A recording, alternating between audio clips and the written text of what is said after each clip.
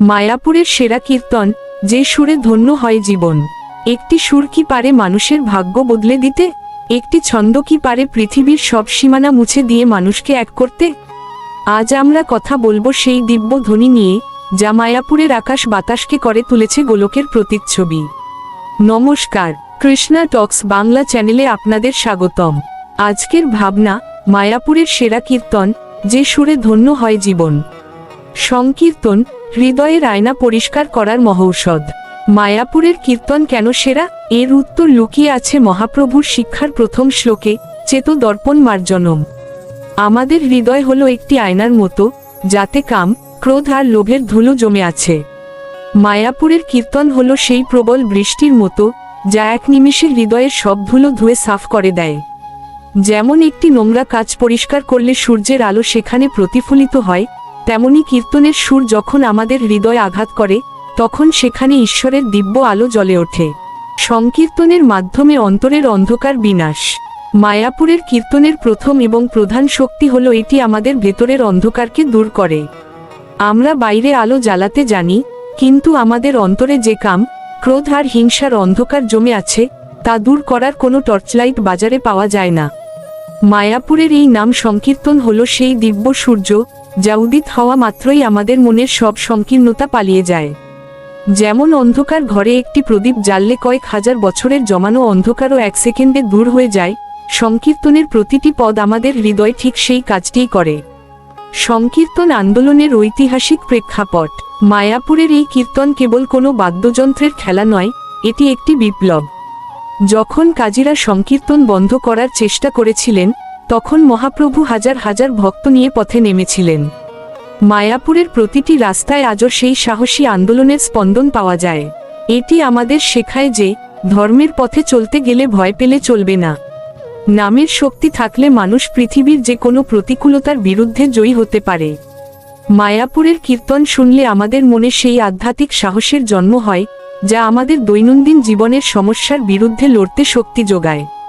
মৃদঙ্গ ও করতালের আধ্যাত্মিক বিজ্ঞান। অনেকে মনে করেন মৃদঙ্গ আর করতাল কেবল তাল দেওয়ার জন্য, কিন্তু এর গভীরে রয়েছে গভীর আধ্যাত্মিক বিজ্ঞান। মৃদঙ্গকে বলা হয় শ্রীখোল। এর গম্ভীর ধ্বনি আমাদের মস্তিষ্কের সেই সুপ্ত অংশগুলোকে জাগিয়ে তোলে, যা আমাদের ভগবানের সাথে যুক্ত করে।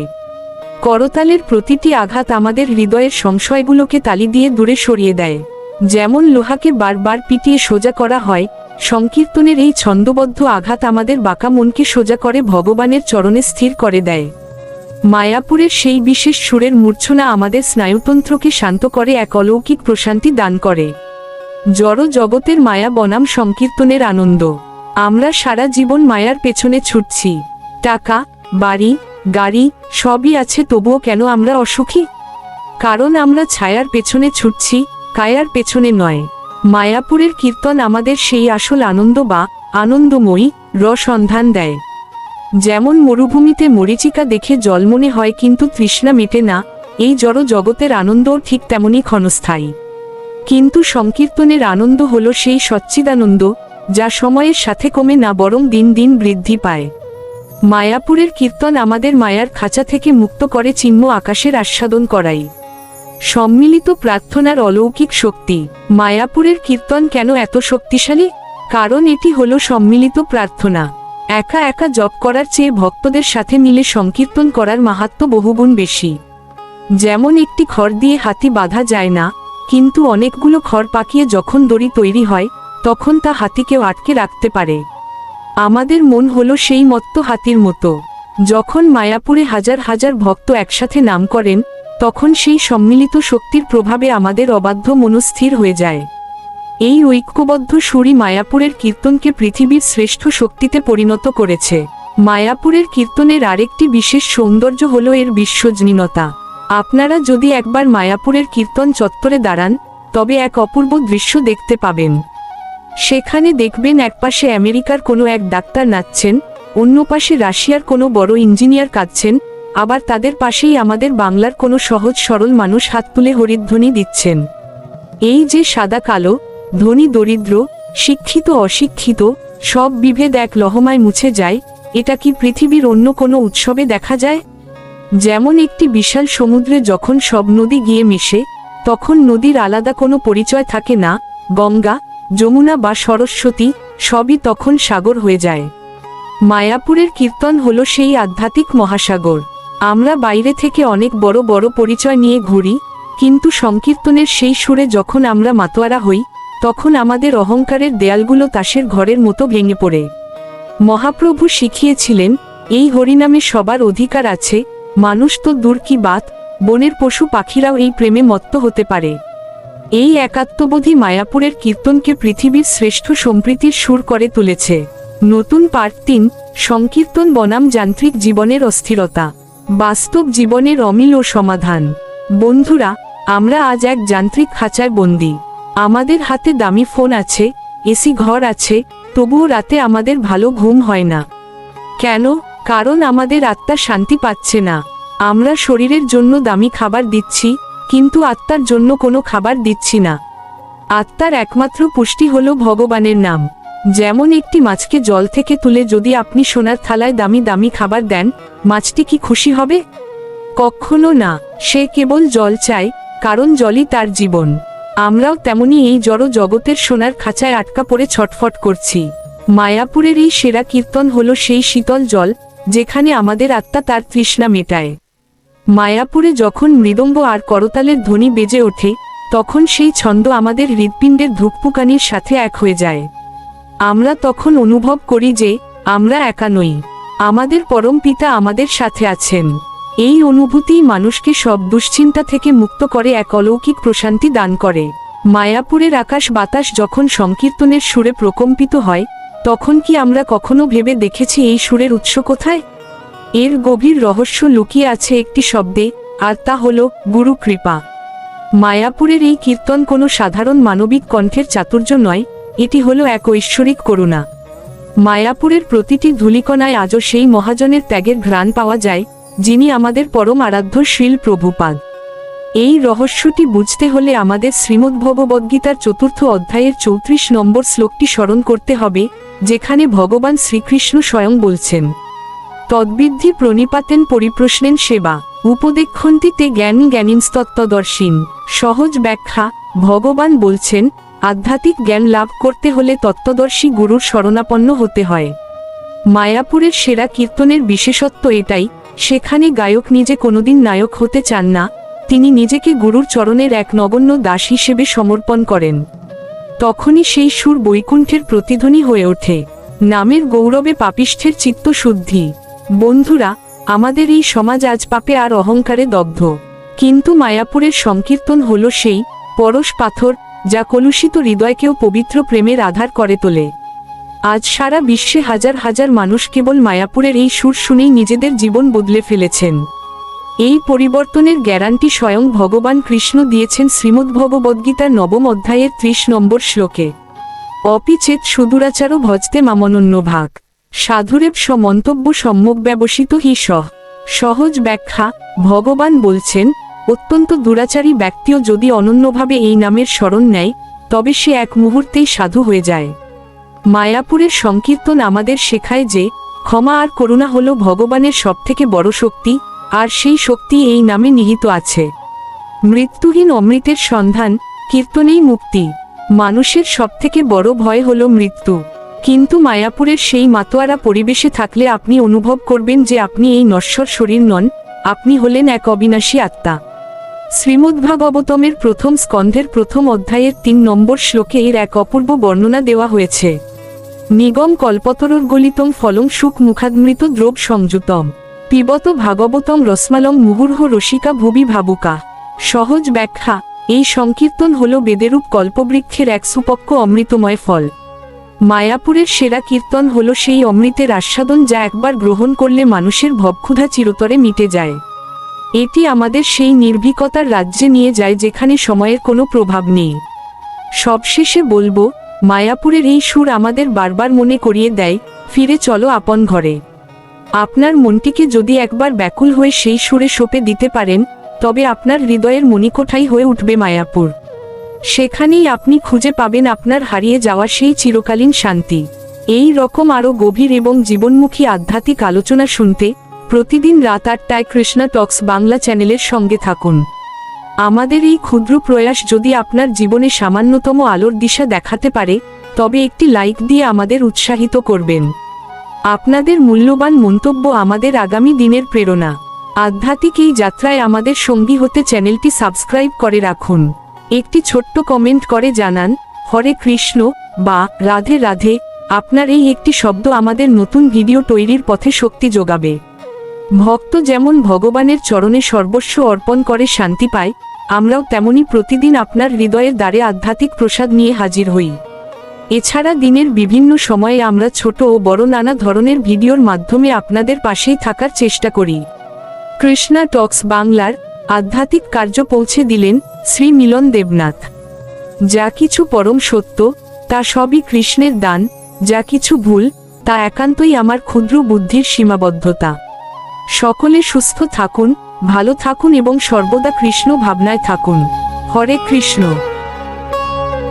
এমন এক মধুর নামের কথা কি আমরা জানি, যা শুনলে কেবল মানুষ নয়, বনের পশু পাখিও প্রেমে মাতোয়ারা হয়ে ওঠে? যে নাম জপ করলে জীবনের সব কঠিন শোক আর দুঃখ মুহূর্তেই বিলীন হয়ে যায়। আজ আমরা সেই নামের সাগরেই ডুব দেব। নমস্কার, কৃষ্ণা টক্স বাংলা চ্যানেলে আপনাদের স্বাগতম। আজকের ভাবনা, গৌর হে গৌর আনলো মধুর নাম, নামেতে মত্ত হয়ে পাগল ধরাধাম। উৎসের তথ্য ও লেখকের সম্মান। বন্ধুরা, আজকের এই যে পংক্তিটি আমরা আলোচনার জন্য গ্রহণ করেছি, এটি গৌড়ীয় বৈষ্ণব সাহিত্যের এক অমূল্য রত্ন। বৈষ্ণব পদকর্তাগণ, বিশেষ করে শ্রীমান মহাপ্রভুর অন্তরঙ্গ পার্ষদগণ, যারা তার এই হরিনাম সংকীর্তনের জোয়ার নিজের চোখে দেখেছিলেন, তাদের সেই দিব্য অনুভূতির বহিঃপ্রকাশ হল এই পদটি। মহাপ্রভুর এই গৌর লীলা এবং তার আনিত মধুর নাম এর মহিমা প্রচার করার ক্ষেত্রে শ্রীল নরোত্তম দাস ঠাকুর বা বাসুদেব ঘোষের মতো মহাজনদের অবদান অনস্বীকার্য। তারা আমাদের শিখিয়েছেন যে এই নাম কেবল বর্ণমালা নয়, এটি স্বয়ং ভগবান শ্রীকৃষ্ণের এক করুণাময় অবতার। সেই মহাজনদের চরণে প্রণাম জানিয়েই আজকের এই গভীর আলোচনা আমরা শুরু করছি। পরম দয়ালু শ্রীচৈতন্য মহাপ্রভু। শ্রীমদ্ভগবদ্গীতায় ভগবান শ্রীকৃষ্ণ আমাদের ধর্মের পথে আসার জন্য অনেক জ্ঞান দিয়েছেন, কিন্তু সেই জ্ঞান অর্জনের জন্য অনেক পরিশ্রম আর সাধনার প্রয়োজন ছিল। অথচ কলিযুগের মানুষের জন্য ভগবান যখন শ্রীচৈতন্য মহাপ্রভু রূপে এলেন, তিনি কোনো শর্ত রাখলেন না। তিনি হলেন দাতার শিরোমণি। যেমন একজন করুণাময় ব্যক্তি পরম তৃষ্ণার্ত কাউকে জলের উৎস দেখিয়ে দেন, তেমনি মহাপ্রভু আমাদের দেখালেন হরিনামের সেই অমৃত সাগর।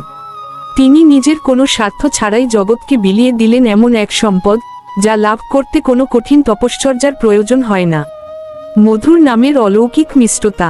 জাগতিক বিষয় আশয় বা খাবারের স্বাদে আমাদের একসময় অরুচি আসে। আপনি পৃথিবীর সবথেকে দামি খাবারটি খেলেও একসময় আপনার পেট ভরে যাবে, আর ইচ্ছে করবে না। কিন্তু হরিনামের স্বাদ কেন আলাদা? শাস্ত্র একে বলেছে মধুরম মধুরম। এই নামের মাধুর্য হলো এক অক্ষয় অমৃত। যতবার আপনি হরে কৃষ্ণ মহামন্ত্র উচ্চারণ করবেন, ততবারই এটি নতুন এক অনুভূতির সৃষ্টি করবে। যেমন অন্ধকার ঘরে একটি ছোট্ট প্রদীপ জ্বালালে পুরো ঘরটি নতুন রূপে ধরা দেয়, হরিনামও তেমনি আমাদের অন্তরে প্রবেশ করে আমাদের পুরো জীবনকে মধুর করে তোলে। নামের নেশায় দিব্য উন্মাদনা। এই পৃথিবীতে মানুষ কত কিছুর নেশায় পাগল হয়ে আছে, কেউ ধনের নেশায়, কেউ পদের নেশায়। কিন্তু এই সব নেশাই আমাদের পতন ঘটায়। অথচ মহাপ্রভু আমাদের শেখালেন নামের নেশা।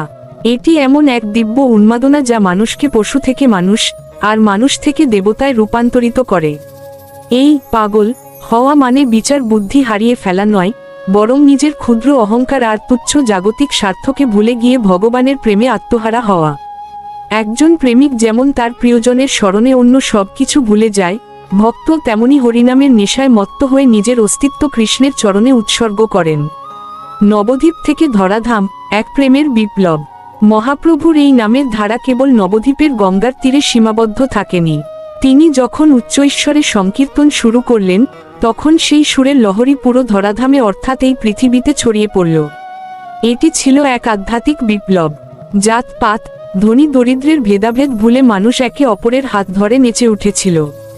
যেমন শরতের মেঘ থেকে ঝরে পড়া বৃষ্টি ধুলোমাখা ধরণীকে ধুয়ে পরিষ্কার করে দেয়, মহাপ্রভুর আনা এই মধুর নামও তেমনি কলিযুগের পাপ তাপে দগ্ধ এই ধরাধামকে শান্তির প্রলেপে শান্ত করেছিল। বাঘ ও হরিণের মিলন, ঝাড়খণ্ডের অলৌকিক কাহিনী। আমরা মনে করি কৃষ্ণনাম করার অধিকার কেবল মানুষের আছে, কিন্তু মহাপ্রভু প্রমাণ করেছেন আত্মার কোনো জাত নেই, কোনো প্রজাতি নেই। তিনি যখন ঝাড়খণ্ডের গভীর অরণ্য দিয়ে যাচ্ছিলেন, তখন তার মুখের সুমধুর হরিনাম শুনে বাঘ আর হরিণ, যারা চিরশত্রু, তারাও একে অপরের গায়ে গা মিলিয়ে হরিনামে নৃত্য শুরু করেছিল। এই ঘটনাটি আমাদের শিক্ষা দেয় যে পরমেশ্বরের নাম কেবল কানে শুনলেই হৃদয়ের সব হিংসা বিদ্বেষ মুছে যায়। বনের পশুরা যদি এই নামের রসে মাতোয়ারা হতে পারে, তবে সৃষ্টির সেরা জীব হয়ে আমরা কেন এই অমূল্য নাম থেকে বঞ্চিত থাকব? নাম সংকীর্তনের নৃত্যের আধ্যাত্মিক রহস্য। মহাপ্রভুর ভক্তরা কেন হরিনামে বাহু তুলে নৃত্য করতেন? এটি কেবল আনন্দ প্রকাশ নয়, এটি একটি আত্মসমর্পণ। যখন মানুষ দুই হাত উপরে তুলে হরিধ্বনি দেয়, তখন সে জগৎকে জানায় যে, হে নাথ, আমি নিঃস্ব, আমি তোমার চরণে ধরা দিলাম। যেমন বাতাস লাগলে গাছের প্রতিটি পাতা থরথর করে কাঁপে, ভক্তির হাওয়া যখন হৃদয় লাগে, তখন ভক্তের দেহ স্থির থাকতে পারে না। এই পবিত্র নৃত্য দেহের প্রতিটি কোষকে ভগবানের স্মরণে পবিত্র করে তোলে। অদ্বৈত আচার্যের হৃদয়ভেদী আহ্বান। এই মধুর নাম ধরাধামে আসার পেছনে ছিল অদ্বৈত আচার্যের গভীর ব্যাকুলতা। জগৎ যখন অধর্মের অন্ধকারে ডুবে যাচ্ছিল, তখন তিনি গঙ্গার তীরে তুলসী আর গঙ্গাজল দিয়ে ভগবানকে ডুকরে ডেকেছিলেন। ভক্তের সেই চোখের জলই ভগবানকে বাধ্য করেছিল গৌররূপে নেমে আসতে। যেমন তৃষ্ণার্ত চাতক পাখি মেঘের এক ফোঁটা জলের জন্য আকাশের দিকে তাকিয়ে থাকে, অদ্বৈত আচার্যের সেই তৃষ্ণাই আমাদের জন্য হরিনামের বৃষ্টি বয়ে এনেছিল। নামের মাধ্যমে রিপু বিজয়। আমাদের ভেতরে কাম, ক্রোধ আর লোভের মতো যে রিপুগুলো আছে, সেগুলো আমাদের অশান্ত করে রাখে। শাস্ত্রে বলা হয়েছে, হরিনাম হলো সেই মহৌষধ যা এই রিপুগুলোকে শান্ত করতে পারে। যেমন লোহা আগুনে পুড়লে তার কলঙ্ক দূর হয়ে যায় এবং সে নমনীয় হয়, তেমনি নামের আগুনে মনের সব নোংরামি পুড়ে ছাই হয়ে যায়। নাম আমাদের শেখায় কিভাবে প্রতিকূল পরিস্থিতিতেও শান্ত থাকতে হয় এবং সবার মাঝে কৃষ্ণকে দর্শন করতে হয়। ভাগবতের প্রমাণ, চণ্ডালও হয় শ্রেষ্ঠ। শ্রীমদ্ভাগবতে বলা হয়েছে, যার জিহ্বায় হরিনাম নর্তন করে, সে যদি চণ্ডালকুলে অর্থাৎ অতি সাধারণ পরিবারেও জন্ম নেয়, তবুও সে সবথেকে বেশি সম্মানীয়। কেন? কারণ নাম জপকারী ব্যক্তি সরাসরি পরমাত্মার সংস্পর্শে থাকে। যেমন একটি ময়লা কয়লা যদি আগুনের সংস্পর্শে আসে তবে সে আগুনের মতোই উজ্জ্বল হয়ে ওঠে, ঠিক তেমনি হরিনাম গ্রহণকারী ব্যক্তি তার বংশ আর কুলকে ছাপিয়ে দিব্য জ্যোতির অধিকারী হন। জীবের প্রতি দয়া এবং নাম প্রচার। মহাপ্রভুর দর্শনের মূল ভিত্তি ছিল নামে রুচি ও জীবে দয়া। তিনি আমাদের শিখিয়েছেন শুধু নিজে নাম করলে হবে না, অন্যকেও এই আনন্দের অংশীদার করতে হবে। যেমন একজন কৃপণ লোক তার ধন লুকিয়ে রাখে, কিন্তু একজন দাতা তার সম্পদ সবার মাঝে বিলিয়ে দেয়। ভক্তের কর্তব্য হলো এই পরম ধনকে প্রতিটি মানুষের দ্বারে দ্বারে পৌঁছে দেওয়া। কারণ এই নামই পারে সমাজের সব হানাহানি আর হিংসা দূর করতে। নামের মাঝে পঞ্চতত্ত্বের শক্তি। আমরা যখন গৌর হে গৌর বলে ডাকি, তখন সেখানে পঞ্চতত্ত্ব, শ্রীচৈতন্য, নিত্যানন্দ, অদ্বৈত, গদাধর এবং শ্রীবাস উপস্থিত থাকেন। এই পাঁচজন মিলে প্রেমের যে বন্যা বইয়ে দিয়েছিলেন, তাতে বড় বড় পণ্ডিতদের অহংকারও ধুয়ে গিয়েছিল। যেমন সাগরের ঢেউ পাড়ের সব আবর্জনা পরিষ্কার করে দেয়, পঞ্চতত্ত্বের এই করুণার ঢেউ আমাদের হৃদয়ের সব সংশয় আর অবিশ্বাসকে ভাসিয়ে নিয়ে যায়। নাম অপরাধী থেকে মুক্তি পাওয়ার উপায়। আমরা অনেকেই নাম করি, কিন্তু ফল পাই না। তার কারণ হলো আমাদের অপরাধ। কিন্তু মহাপ্রভু বলেছেন, যদি কেউ নিরপরাধে নাম নিতে নাও পারে, তবুও সে যদি বারবার নাম নেয়, তবে সেই নামই তাকে অপরাধমুক্ত করবে। যেমন জল দিয়ে যেমন কাদা ধোয়া যায়, তেমনি নামের অভ্যাস দিয়েই নামের প্রতি রুচি তৈরি হয়। এটি এমন এক সাধনা যা কখনো বিফলে যায় না। শান্তি ও পরম মুক্তির সোপান। আজকের মানুষ মানসিক শান্তির জন্য কত জায়গায় ছোটে, কত থেরাপি নেয়, কিন্তু আত্মার আসল শান্তি হলো তার উৎসের সাথে যুক্ত হওয়া। সেই সংযোগের সেতু হলো হরিনাম। যেমন একটি শিশু তার মায়ের কোল পেলে সব কান্না ভুলে যায়, এই অশান্ত জগতের মানুষও যখন হরিনামকে আপন করে নেয়, তখন সে পরম নিরাপত্তার আশ্রয় খুঁজে পায়। এটি কেবল একটি মন্ত্র নয়, এটি আত্মার পরম বিশ্রাম। মায়ার প্রভাব বনাম নামের জ্যোতি। মায়া আমাদের সারাক্ষণ ভুল পথে চালিত করে, কিন্তু যেখানে সূর্যের আলো থাকে, সেখানে অন্ধকার টিকতে পারে না। কৃষ্ণনাম হলো সেই কোটি সূর্যের প্রকাশ। আপনি যখন আন্তরিকভাবে নাম জপ করেন, মায়া তখন আপনার থেকে দূরে সরে যায়। যেমন প্রদীপের আলো থাকলে চোর ঘরে ঢুকতে ভয় পায়, হরিনাম থাকলে মায়াও আমাদের হৃদয় প্রবেশ করতে পারে না। নামেই পূর্ণতা। পরিশেষে বলা যায়, আমাদের এই ক্ষণস্থায়ী জীবনে আমরা অনেক কিছু সঞ্চয় করি, কিন্তু মৃত্যুর সময় কোনো কিছুই সাথে যাবে না। সাথে যাবে শুধু আমাদের করা হরিনাম।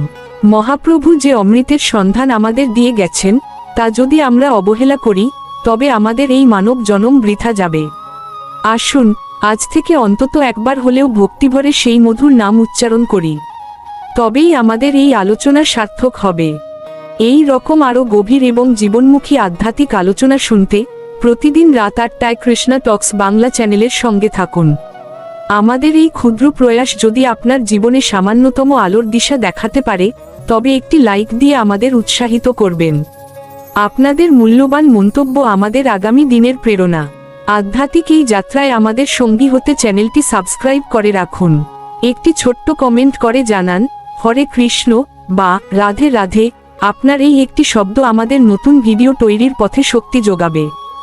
ভক্ত যেমন ভগবানের চরণে সর্বস্ব অর্পণ করে শান্তি পায়, আমরাও তেমনি প্রতিদিন আপনার হৃদয়ের দ্বারে আধ্যাত্মিক প্রসাদ নিয়ে হাজির হই। এছাড়া দিনের বিভিন্ন সময়ে আমরা ছোট ও বড় নানা ধরনের ভিডিওর মাধ্যমে আপনাদের পাশেই থাকার চেষ্টা করি। কৃষ্ণা টক্স বাংলার আধ্যাত্মিক কার্য পৌঁছে দিলেন শ্রী মিলন দেবনাথ। যা কিছু পরম সত্য, তা সবই কৃষ্ণের দান। যা কিছু ভুল, তা একান্তই আমার ক্ষুদ্র বুদ্ধির সীমাবদ্ধতা। সকলে সুস্থ থাকুন, ভালো থাকুন এবং সর্বদা কৃষ্ণ ভাবনায় থাকুন। হরে কৃষ্ণ। নমস্কার, কৃষ্ণা টক্স বাংলা চ্যানেলে আপনাদের স্বাগত। আজকের ভাবনা, কি আমি পেলাম। এই ধরাধামে আমাদের আগমন খালি হাতে, আবার চলেও যেতে হবে খালি হাতে। তবুও সারা জীবন আমরা এক অদ্ভুত দৌড়ে লিপ্ত থাকি, আরও চাই, আরও চাই। কিন্তু দিনের শেষে যদি আমরা আয়নার সামনে দাঁড়িয়ে নিজেকে প্রশ্ন করি, এই জীবনে সব পাওয়ার ভিড়ে আসলে স্থায়ীভাবে কি আমি পেলাম, তবে উত্তর খুঁজে পাওয়া বড় কঠিন হয়ে পড়ে। আমরা ভাবি অঢেল ধন সম্পদ, প্রতিপত্তি আর সম্মানই বুঝি জীবনের প্রাপ্তি। কিন্তু গীতায় ভগবান শ্রীকৃষ্ণ আমাদের মনে করিয়ে দিয়েছেন যে এই জগতের কোনো বস্তুই স্থায়ী নয়। তাহলে প্রকৃত প্রাপ্তি কি? প্রকৃত প্রাপ্তি হলো সেই শান্তি, সেই ভক্তি এবং সেই বোধ, যা মানুষকে মৃত্যুর মুখেও স্থির রাখতে পারে। প্রাপ্তির গোলকধাঁধা ও শ্রীমদ্ভগবদ্গীতার শিক্ষা। আমরা যা কিছু অর্জন করি, তা আসলে এই মায়ার জগতেরই অংশ। শ্রীমদ্ভগবদ্গীতার 2য় অধ্যায়ের 69 নম্বর শ্লোকে ভগবান এক গভীর সত্য উন্মোচন করেছেন। জানিষা সর্বভূতানাং তোসাং জাগর্তি সংযমী, যোস্যাং জাগ্রতি ভূতানি সানিশা পশ্যত মুনে। অর্থ, সকল জীবের কাছে যা রাত্রি অর্থাৎ আধ্যাত্মিক জ্ঞান বা আত্মতত্ত্ব, আত্মসংযমী ব্যক্তি সেই সময়ে জাগ্রত থাকেন। আর যে জাগতিক বিষয়ে সাধারণ মানুষ মত্ত থাকে, তত্ত্বদর্শী মুনিদের কাছে তা রাত্রির মতো অন্ধকার বা তুচ্ছ। আমরা ভাবছি আমরা অনেক কিছু পেলাম, কিন্তু আসলে আমরা হারাই আমাদের অমূল্য সময়ে। যে মুহূর্তটি চলে যাচ্ছে, তা কোটি টাকা দিয়েও ফিরে পাওয়া সম্ভব নয়। তাই প্রকৃত পাওয়া হলো ভগবানের সঙ্গে নিজের সম্পর্ককে নতুন করে খুঁজে পাওয়া। তত্ত্বাগী যেখানে শ্রেষ্ঠ প্রাপ্তি। ভারতের আধ্যাত্মিক ইতিহাসে তাকালে দেখা যায়, যারা সবকিছু ছেড়েছেন তারাই আসলে সবকিছু পেয়েছেন। ভাবুন মহাপ্রভু শ্রীচৈতন্যদেবের কথা, কিংবা মীরাবাই এর কথা। তারা রাজকীয় সুখ ত্যাগ করেছিলেন বলেই ভগবানকে পেয়েছিলেন। আমরা প্রতিদিন মন্দিরে যাই, প্রার্থনা করি, কিন্তু আমাদের প্রার্থনা থাকে শর্তসাপেক্ষ। আমরা বলি, ঠাকুর এটা দাও, ওটা দাও। কিন্তু আমরা যদি বলি, প্রভু আমি যেন তোমায় পাই, তবেই আমাদের জীবনের ঝুলি পূর্ণ হবে। পুরীর জগন্নাথ মন্দিরে রাজা যখন রাস্তা পরিষ্কার করেন বা ঝাড়ুদারের কাজ করেন, তখন তিনি বুঝিয়ে দেন যে অহংকার ত্যাগ করাই হলো পরম লাভ। আপনি যদি সারা জীবনে কেবল এইটুকু পান যে আপনি মানুষের প্রতি দয়ালু হতে পেরেছেন, তবে জানবেন আপনি সব পেয়েছেন। জীবনের সঞ্চয় ও অমরত্বের পথ। এই পৃথিবী একটি পান্থশালা মাত্র। এখানে আমরা কয়েক দিনের অতিথি। আমরা যা কিছু সংগ্রহ করছি, তার সবটাই এখানে পড়ে থাকবে। তাহলে সাথে যাবে কি? সাথে যাবে আমাদের স্বীকৃতি এবং শ্রীকৃষ্ণের প্রতি আমাদের ভালোবাসা। শ্রীমদ্ভগবদ্গীতার 9ম অধ্যায়ের 22 নম্বর শ্লোকে ভগবান এক অদ্ভুত আশ্বাস দিয়েছেন। অনন্যাশ্চিন্তয়ন্ত মাং যে জনাঃ পরুপাস্তে। তেষাল নিত্যাভিযুক্তানাং যোগক্ষেমং বহাম্যহাম। অর্থ, যারা অন্য কোনো চিন্তা না করে অনন্য চিত্তে আমার ধ্যান ও উপাসনা করে, সেই নিত্যযুক্ত ভক্তদের যোগ যা তাদের নেই তা দান করা, এবং ক্ষেম যা তাদের আছে তা রক্ষা করা, এর ভার আমি নিজেই বহন করি। অর্থাৎ, যখন আপনি সব পাওয়ার আশা ছেড়ে নিজেকে কৃষ্ণের চরণে সমর্পণ করবেন, তখন যা কিছু আপনার প্রয়োজন তার দায়িত্ব স্বয়ং ভগবান গ্রহণ করবেন। এর চেয়ে বড় পাওয়া আর কি হতে পারে? প্রকৃত প্রাপ্তির স্বরূপ।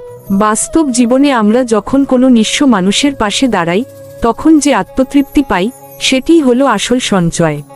স্বামী বিবেকানন্দ বলতেন, অন্যের জন্য সামান্য কাজ করাই হলো আসল জীবন, বাকি সব তো মৃত্যু। দক্ষিণেশ্বর বা বেলুর মঠের দিকে তাকালে আমরা সেবার যে আদর্শ দেখি, তাই আমাদের শেখায় যে দেওয়া মধ্যেই আসল পাওয়া লুকিয়ে আছে। পৃথিবীর সবচেয়ে বড় রহস্য হলো মৃত্যু।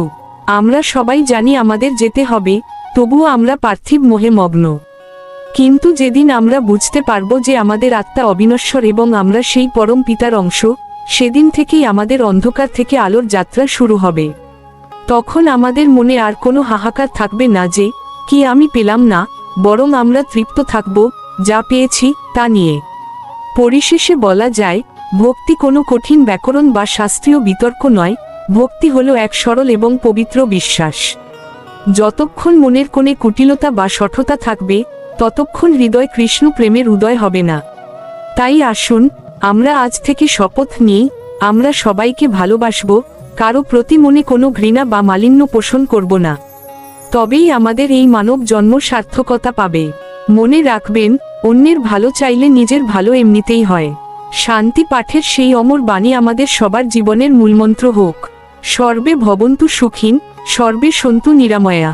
অর্থ, জগতের সকল প্রাণী সুখী হোক, সবাই রোগমুক্ত থাকুক এবং সবার মঙ্গল হোক। জগতের কেউ যেন দুঃখের ভাগী না হয়। আমাদের এই আধ্যাত্মিক যাত্রায় আমাদের সাথে থাকার জন্য আপনাদের আন্তরিক কৃতজ্ঞতা জানাই। আমাদের চ্যানেলে প্রতিদিন রাত ৮টায় জীবনের বিভিন্ন গভীর ও আধ্যাত্মিক বিষয় নিয়ে বিশেষ আলোচনা প্রকাশিত হয়। এছাড়াও দিনের অন্যান্য সময়ে আপনাদের জন্য ছোট ও বড় বিভিন্ন গুরুত্বপূর্ণ আধ্যাত্মিক ভিডিও আপলোড করা হয়। এই আলোচনাগুলো নিয়মিত শুনতে এবং আমাদের পরিবারের সদস্য হতে চ্যানেলটি সাবস্ক্রাইব করে বেল আইকনটি অন করে রাখুন। আপনার একটি লাইক এবং কমেন্ট আমাদের আরও অনুপ্রাণিত করবে। সবাই ভালো থাকুন, সুস্থ থাকুন। হরে কৃষ্ণ। বিনম্র নিবেদনে, শ্রী মিলন দেবনাথ, কৃষ্ণা টক্স বাংলা। ভগবান শ্রীকৃষ্ণের দিক থেকে সত্যের সন্ধান, জীবনের সংকট ও মুক্তি। আপনি কি আপনার জীবনের সংকটের মাঝে প্রকৃত মুক্তির পথ খুঁজছেন? তবে আজকের এই আলোচনাটি কেবল আপনারই জন্য। নমস্কার, কৃষ্ণা টক্স বাংলা চ্যানেলে আপনাদের স্বাগতম। আজকের ভাবনা, ভগবান শ্রীকৃষ্ণের দিক থেকে সত্যের সন্ধান, জীবনের সংকট ও মুক্তি। জীবনের এই দীর্ঘ এবং বন্ধুর পথে চলতে চলতে আমাদের প্রত্যেকের জীবনে এমন একটি সময় আসে, যখন মানুষ হঠাৎ করেই থমকে দাঁড়ায়। চারদিক থেকে যেন একটি অদৃশ্য দেওয়াল আমাদের ঘিরে ধরে। তখন মনের গহীন থেকে কিছু প্রশ্ন অবিরত আমাদের বিদ্ধ করতে থাকে, আমি আসলে কে? কেন আমার জীবনেই এত কষ্ট? কেন আমি সব সত্য জেনেও, ধর্মকথা শুনেও অন্তরে প্রকৃত শান্তি খুঁজে পাচ্ছি না?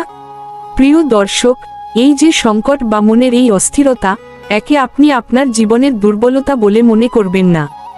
বরং জেনে রাখুন, এটি হলো একটি পরম ডাক, এটি ভগবান শ্রীকৃষ্ণের চরণে ফিরে যাওয়ার এক করুণ আহ্বান। ভগবান শ্রীকৃষ্ণ গীতায় মানুষের এই সংকটের মূল কারণটি অত্যন্ত নিপুণভাবে ব্যাখ্যা করেছেন।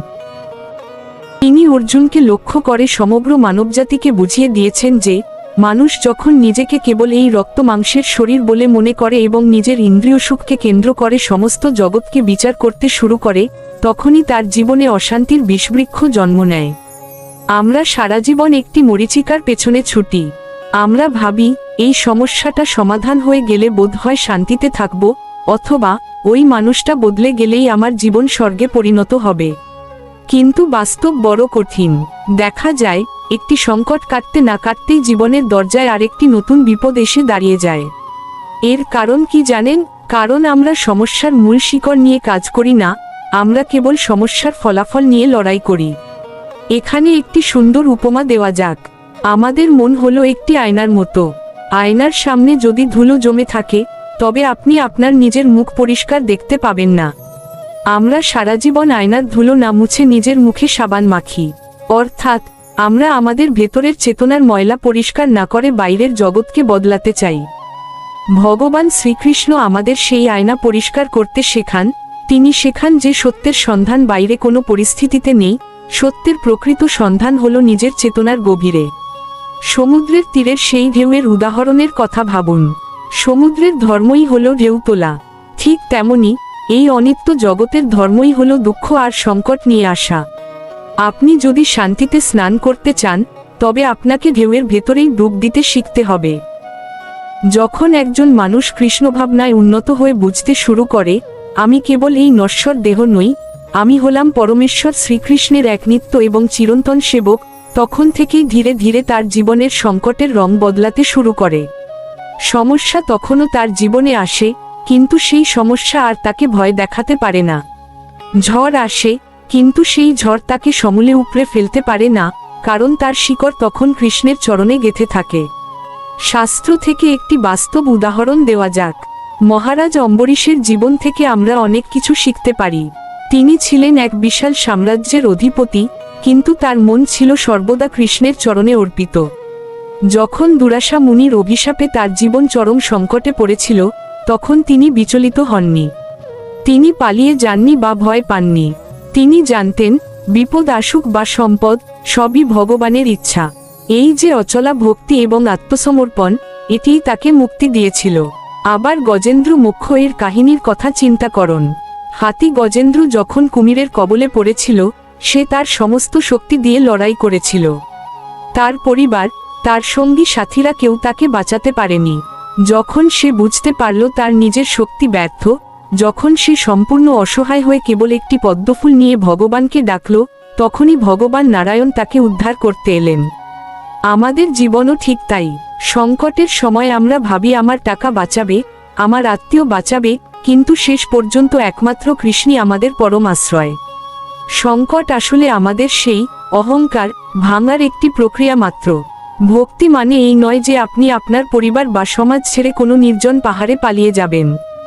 ভক্তি মানে হলো জীবনের প্রতিটি কাজ, প্রতিটি শ্বাস, এমনকি প্রতিটি কষ্টের মুহূর্তকেও ভগবান শ্রীকৃষ্ণের স্মরণে অর্থবহ করে তোলা।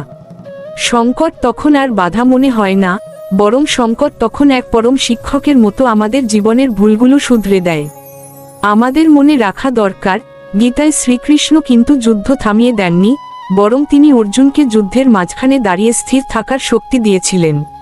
কৃষ্ণ আপনার সমস্যা রাতারাতি দূর করে দেবেন না, কিন্তু তিনি আপনাকে সেই সমস্যাকে জয় করার মতো অজেয় মানসিক শক্তি দান করবেন। যখন আমরা সত্যের সন্ধান ভগবান শ্রীকৃষ্ণের দিক থেকে করি, তখন জীবন আমাদের শত্রু মনে হয় না। সংকটও তখন ভগবানের এক আশীর্বাদ মনে হয়। আজ যদি আপনি ক্লান্ত বোধ করেন, যদি মনে হয় দেওয়ালে পিঠ থেকে গেছে, যদি হতাশায় বুক ফেটে যায়, তবে একবার স্থির হয়ে বসুন।